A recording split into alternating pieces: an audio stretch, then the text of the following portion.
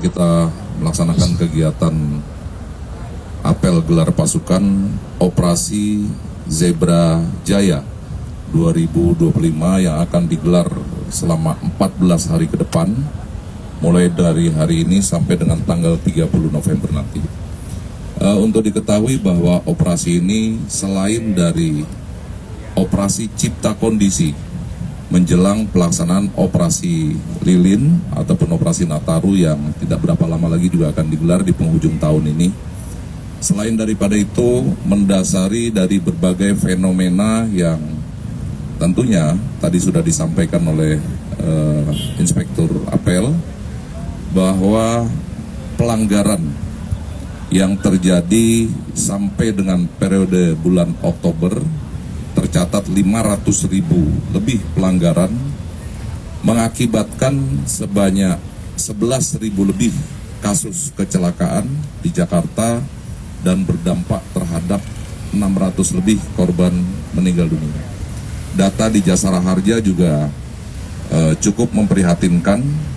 Sampai dengan Oktober sudah 100 miliar lebih anggaran yang sudah dikeluarkan untuk pembayaran santunan terhadap korban kecelakaan lalu lintas, baik meninggal dunia, luka-luka, dan lain sebagainya.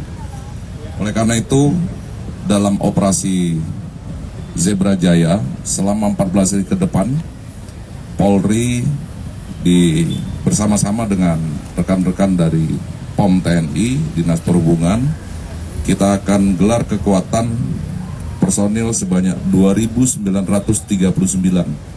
yang akan digelar di seluruh wilayah, dengan konsep yang akan kita lakukan ataupun cara bertindak. Kita tidak lagi menggunakan pola-pola razia stasioner. Ini untuk diketahui, tidak lagi menggunakan pola razia stasioner, tapi kita lebih menggunakan hunting system.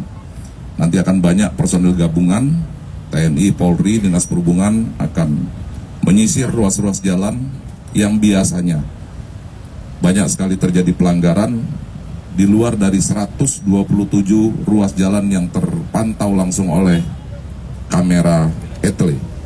Kemudian aktivitas etle mobile juga akan kita masifkan. Untuk etle mobile ini bisa mengcapture depan dan belakang.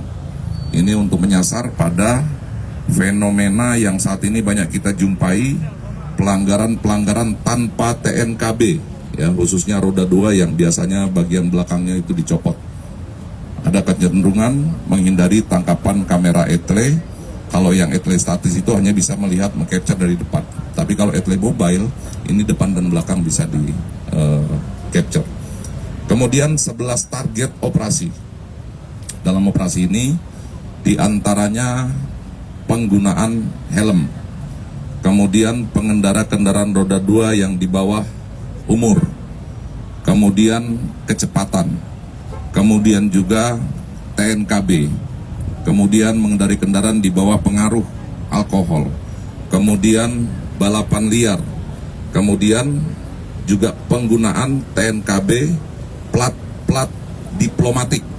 Nah, ini juga banyak ditemukan kendaraan-kendaraan yang menyamarkan ataupun memasukkan penggunaan plat korps diplomatik untuk kendaraan-kendaraan umum. Ya, ini juga akan kita sasar, termasuk juga kendaraan ataupun penggunaan plat TNI Polri yang tidak sesuai dengan ketentuan. Ini diantara beberapa target operasi yang akan kita sasar selama 14 hari ke depan.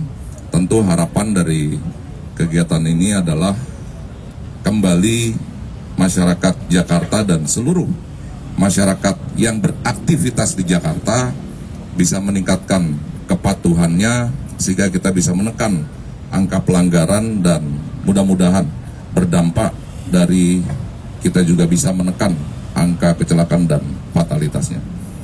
Penggunaan ataupun pola operasi yang kita lakukan, 40% kita menggunakan cara bertindak preemptif. Ya, kita akan banyak sosialisasi, identifikasi, himbauan. Kemudian 40% pola preventif, penggelaran kekuatan secara masif. Yang terakhir 20% adalah penegakan hukum. Penegakan hukum ini juga dibagi dari beberapa item, diantaranya penegakan hukum menggunakan etle statis, penegakan hukum dengan etle mobile, dan juga penegakan hukum dengan menggunakan tilang konvensional. Tentu dari beberapa TO tadi ada hal-hal yang tidak bisa tercapture dengan kamera etle. Ya, contoh misalnya mengendarai di bawah pengaruh alkohol. Ini harus menggunakan tilang konvensional. Ya, termasuk juga pelanggaran-pelanggaran yang berpotensi terhadap ancaman kecelakaan ataupun ancaman keselamatan bagi pengguna jalan lain. Balap liar dan lain sebagainya, ini juga akan kita gunakan tilang konvensional. Itu rekan-rekan, tentu harapan kita bersama sekali lagi bahwa pelaksanaan operasi ini selain dari cipta kondisi menjelang akhir tahun, ini juga berdasarkan atau mendasari dari fenomena meningkatnya angka pelanggaran di wilayah Jakarta. Itu saja ya kira-kira. Demikian kurang lebih mohon maaf. Assalamualaikum warahmatullahi wabarakatuh.